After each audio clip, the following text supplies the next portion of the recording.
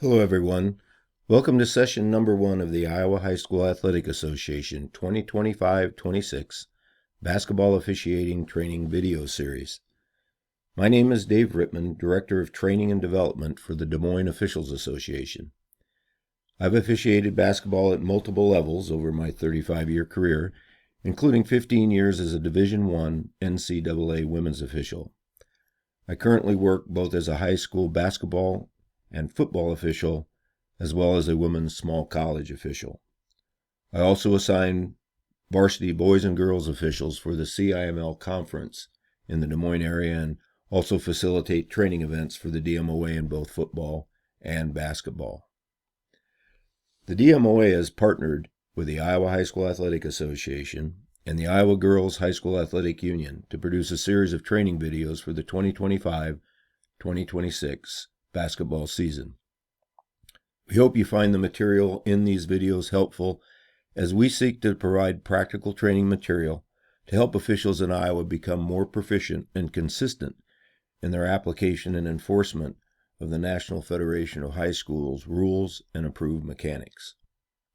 Before we get started, a word of thanks to some folks whom, without their support, this training effort would not be possible.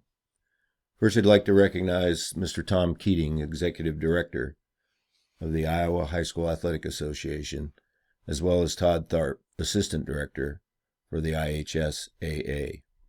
In addition, Aaron Gerlich, Executive Director of the Iowa Girls High School Athletic Union, and Chuck Britton, Basketball Official Liaison for the IHSAA. In addition, special recognition and acknowledgement to our DMOA partner, the International Association of Approved Basketball Officials, or IBO. Last fall, the DMOA began our affiliation with IBO, joining the association as a newly formed Iowa Board Number 295. The direct benefit to our DMOA members and the indirect benefit to officials all over Iowa through the use of their vast library of reference materials will help to enrich these training videos. Finally, a brief word regarding our typical format for these videos. Each will contain approximately 20 minutes of relevant rule and mechanics discussion, and then we'll follow that by a 10-minute segment we're going to be calling Hot Topics. This segment will focus on the plays or concerns submitted by either officials or coaches throughout the 2025-26 regular season competition. Thanks again for the opportunity to facilitate these training videos. We hope you find them useful. Now let's get started. Our first play for this session begins with the jump ball rules review that many of us could use a refresher on as we begin the season. Every basketball game begins with a jump ball, and as observers for games around the state, many of us have seen officials improperly apply rules associated with this play. Since it does start every game, it would be great to get off to a good start by not having any violation of rules during this play. Before we view the video, just a brief disclaimer concerning all the video content we'll see during these training series. First and foremost, no intent to call out or embarrass any official, coach, or player. We're simply using the content to better educate officials that view these video training materials. As we watch this first play, ask yourself a couple of questions. Number 1, is this a jump ball violation? And number 2, when should the U1, standing next to the scorer's table, start the game clock on this jump ball? We'll allow this play to run a couple of times, first at regular speed and then at slow motion, and then we'll come back for a little conversation on the action that appears in this play.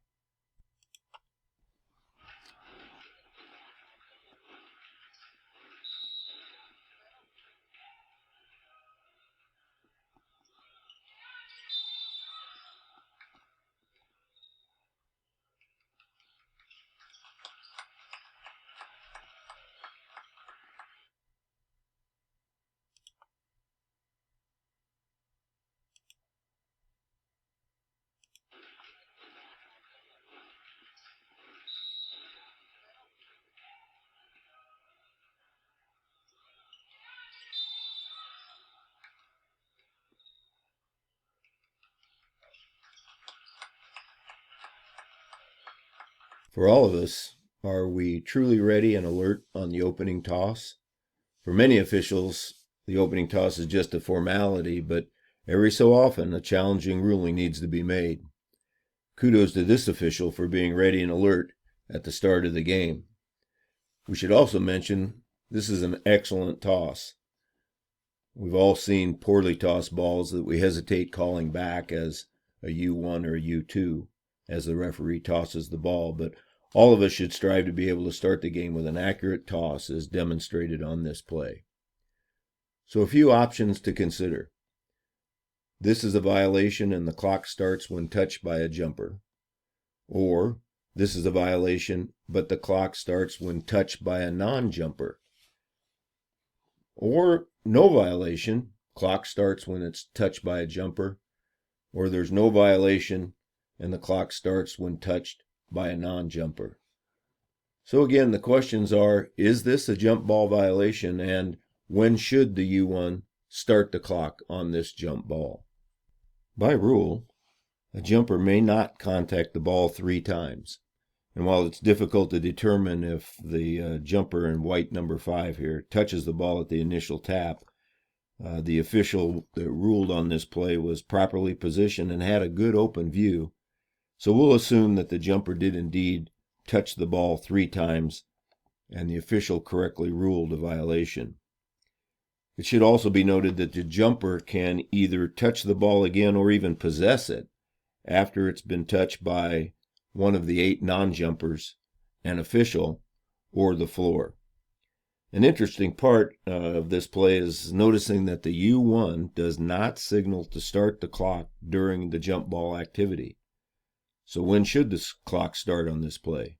And when should the U1 chop in time? Many of us have observed games where the officials are waiting to start the clock until the ball is touched by one of the 8 non-jumpers.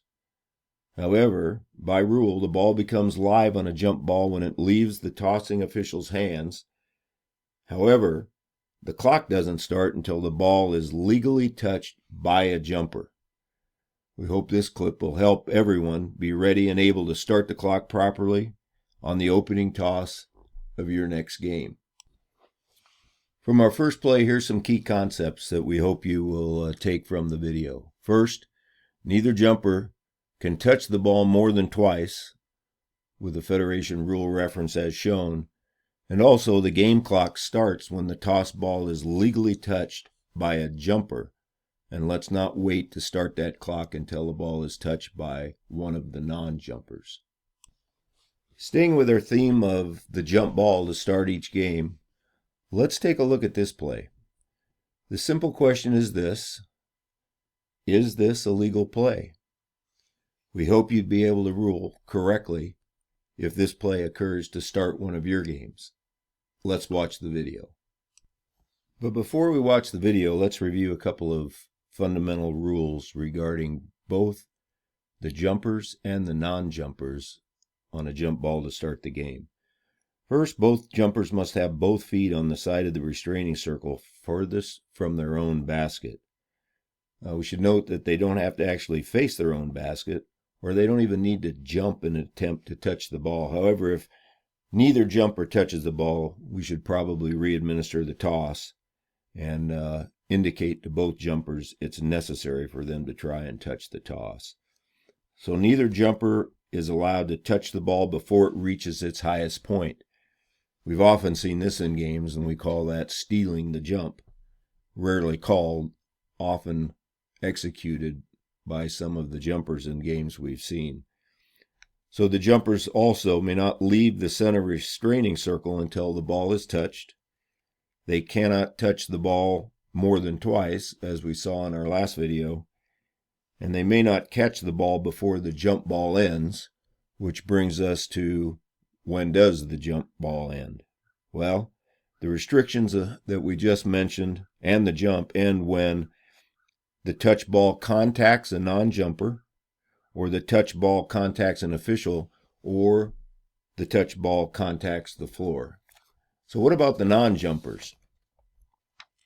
Well, until the ball is tossed, those non-jumpers can't move on to the center restraining circle. and they can't change positions around the center restraining circle. Also, before the toss, all those non-jumping teammates can occupy adjacent spaces around the restraining circle. But if a player wants to step between two players that are standing side by side, they are allowed and must be allowed to do so. And then, of course, until the ball is tossed or touched by a jumper, the non-jumpers may not have either foot break the plane of the center circle cylinder or take a position in an unoccupied or an occupied space. So, of course, we know also then the team that controls the jump was going to establish the alternating possession arrow, which is also something that as officials we need to check after each jump ball needs to be pointed toward the opponent's basket. And when the alternating possession or procedure has not been established, the jump ball is readministered by the two opponents involved in the previous action. So we make sure that we properly rule on a ball that goes out of bounds. We don't know, as two players scramble to possess it, if the ball goes out of bounds, we're going to allow those two players that were involved in that action not readminister the jump, not the two that originally jumped. So let's watch the play and then give me your thoughts on whether or not this is legal.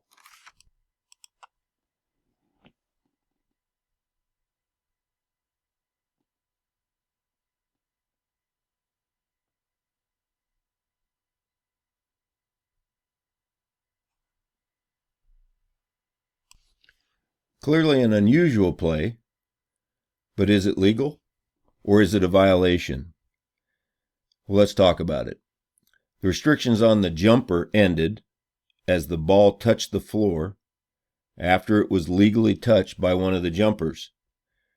Now, this jumper in the red uniform doesn't leave the circle until the ball was touched by an opponent jumper.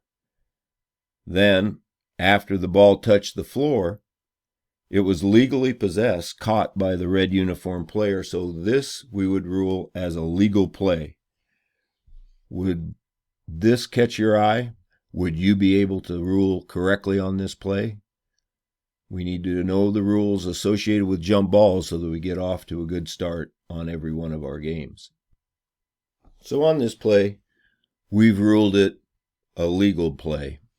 Well, let's look at some key concepts associated with play number 2 as we move forward.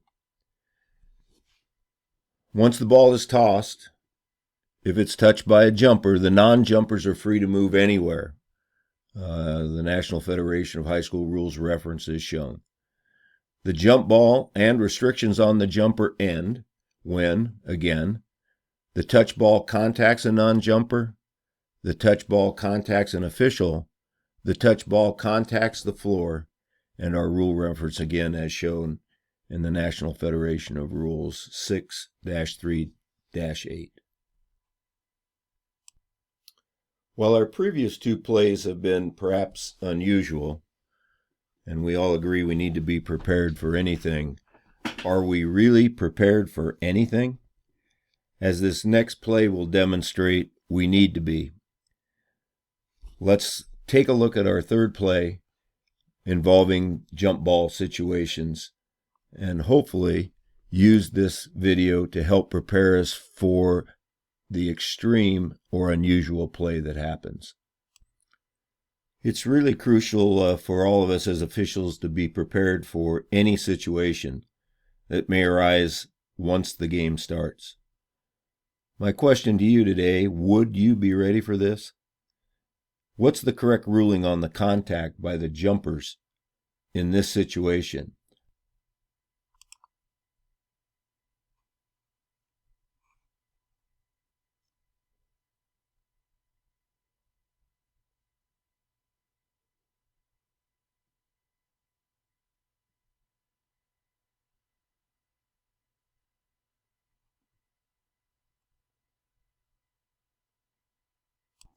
Well, it's early in the season. My hope is, whether it's early or late, we don't have to rule on this kind of contact on a jump ball, but we need to be ready to do so if it occurs in any of our games. So Here are our options to consider.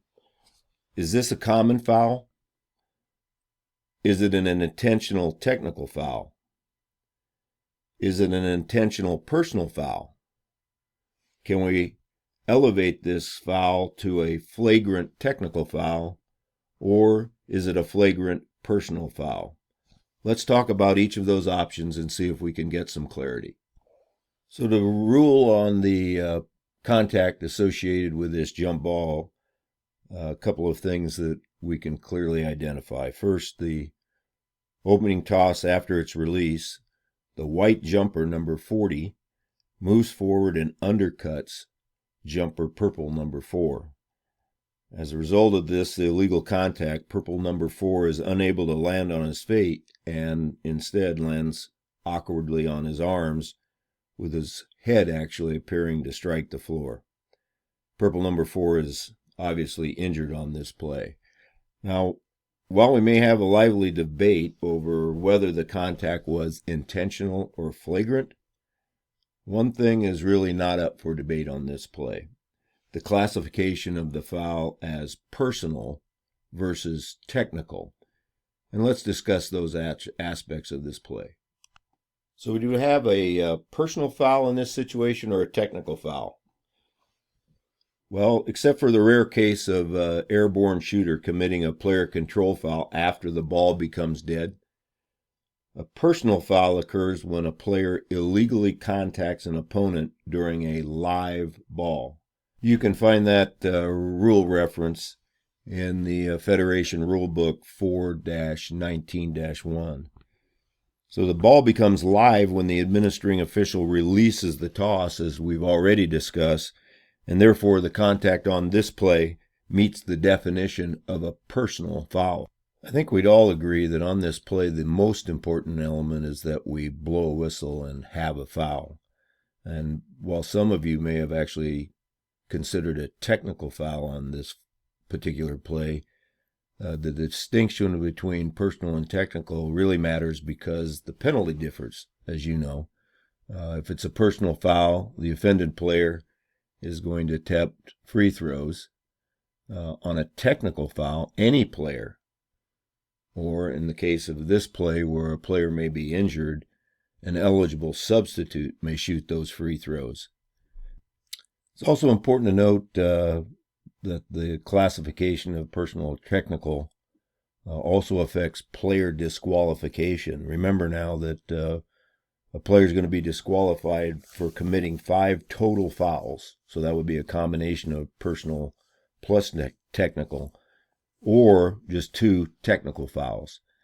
So obviously if we rule the contact flagrant, the player is going to be disqualified regardless, but differentiating between personal and technical is still going to impact who on the offended team gets the opportunity to shoot free throws. Let's extend our discussion on this particular play just for a few more minutes on the classification of the illegal contact as either an intentional foul or a flagrant foul.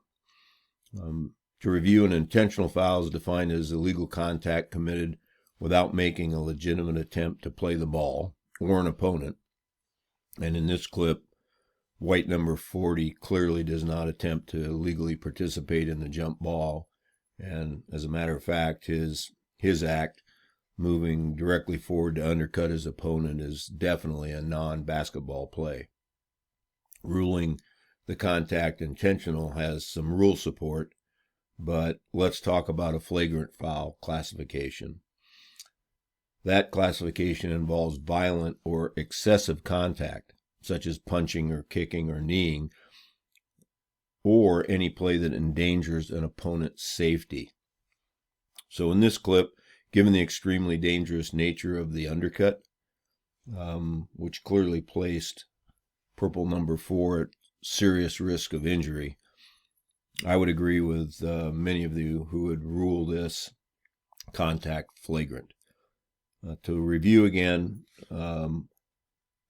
flagrant personal foul, the penalty would be disqualification to the offender and he'll be directed to the bench for the remainder of the game. We need to remind each other that that does put him on the bench, not in the locker room in high school basketball. That foul is going to count toward the team's foul total, and that offended player or substitute, if he's injured, is going to be awarded 2 free throws, and then we'll give the team the ball for a designated spot throw in. So this play is, thankfully, a pretty uncommon scenario, but it does underscore a couple of critical officiating principles. The first would be we need to know when the ball becomes live and how that determines the foul classification between a personal foul and a technical foul. It also underscores the importance to understand the difference between intentional contact and flagrant contact.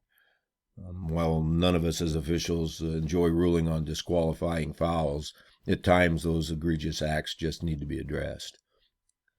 Again, thankfully, extremely rare. This particular play scenario does serve as a pretty powerful reminder of our duty to protect the players and apply rules knowledge accurately.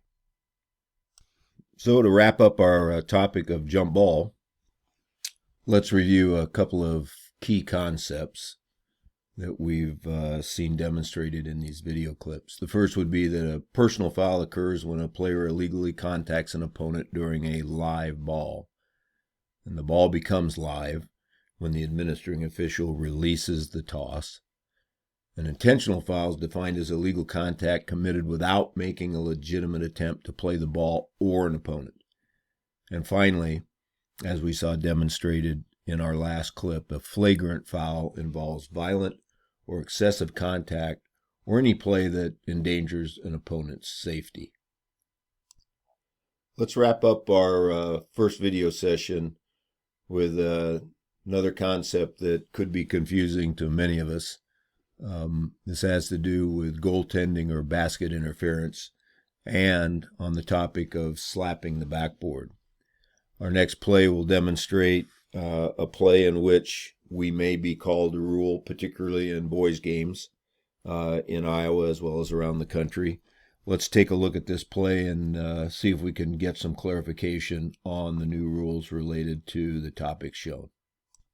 While ruling on goaltending or basket interference can be somewhat confusing, I think with some preparation and rules review, and through the use of some good video content, which I think we'll see here, we can get a better handle on how to accurately rule on plays above the rim.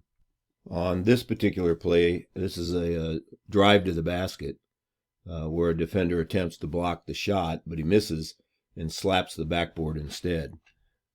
Our challenge now becomes to correctly rule on the play, and our options that we might consider under these circumstances would be a basket interference and a technical foul, or maybe some of us would rule goaltending. Maybe some of us would add the technical foul to the goaltending ruling. Maybe we would rule basket interference. Some of us wouldn't rule either and just call it technical foul.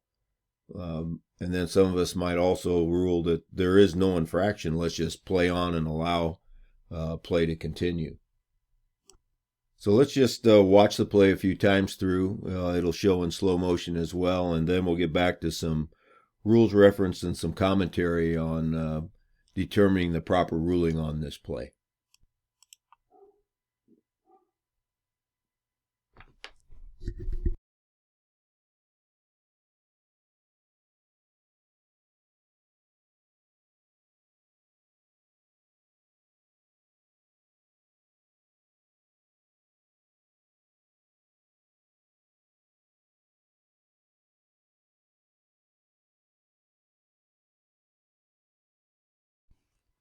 To properly rule on this particular play, let's first consider one of our options, which would be basket interference.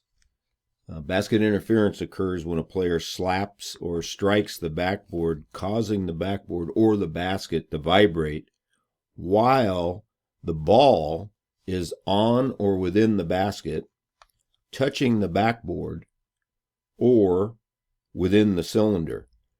So in this particular play, although the backboard more than likely vibrates after contact, the ball is already outside the cylinder when blue number 11 contacts the backboard. Therefore, the play doesn't meet the criteria for basket interference and no infraction has occurred. Some officials are bound to rule that because the shot, quote, had no chance to go in, they would rule the play legal. But we need to understand something really important here, that terminology, had no chance to go in, is really no part of the basket interference rule. As poor as this particular try may be, or any try for that matter, if any part of the ball was in the cylinder when the backboard was contacted, now we can have basket interference. Let's talk a little bit about that vibrating the backboard thing and backboard support systems. What we know is that these backboard support systems are intentionally designed to have some flexibility, and they're built and assembled to and engineered to absorb force and move slightly so that they don't break. Because of this, most of those strikes or slaps of the backboard are definitely going to cause some degree of vibration. So crews should expect that when the backboard is contacted, the backboard is or will be moving. Our job now is to determine if the ball was still on the backboard or on or in the basket or within the cylinder when that vibration occurs. Some officials in this particular play would potentially rule goaltending. And goaltending, as you know, is definitely part of the new 25-26 rule revisions. And beginning with this season, when the ball contacts the backboard, it's considered to be on its downward flight. So that's an important consideration. And it's goaltending if a defensive player, only a defensive player, then touches the ball when it still has the possibility of entering the basket. So as we consider this particular play again, that defender did not contact the ball. So in this particular play, goaltending and the rules associated with goaltending would not apply. Next, let's talk a little bit about technical fouls on this play. This season, the previous technical foul rule, I think it's in the National Federation Rulebook 10-4-4, for a player intentionally striking or slapping the backboard to cause the ring to vibrate, that's been removed. However, really important note here, that doesn't imply that it's impossible for a technical foul to be charged when the backboard is contacted. If a player slaps the backboard in an unsporting manner, the unsporting technical foul rules still apply as written in 10-4-5 of the National Federation of High School Rulebook. It should also be noted that if the player uses the backboard to gain an advantage, some of you have seen this, there's also rule support for a player technical foul for that action as well. So unsporting actions or using the backboard to gain an advantage may still result in a technical foul. In this particular play again, however, since the defender was trying to block the shot, which is an important distinction in our games, his actions should not be seen or would not be seen as unsporting, and therefore a technical foul is just not justified.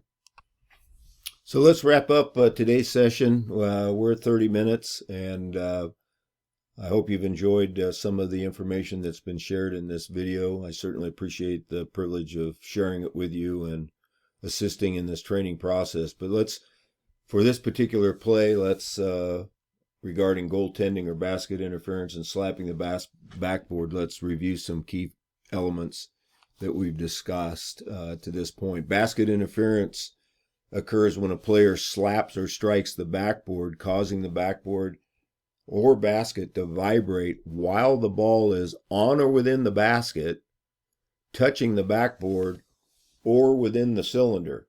important key concepts in the definition of basket interference, if that's going to be our ruling on a play. Goaltending, however, occurs when a defensive player, must be a defensive player, that's a distinction made this year in new rules, touches the ball after it's released on a try or tap and all of the following conditions are met.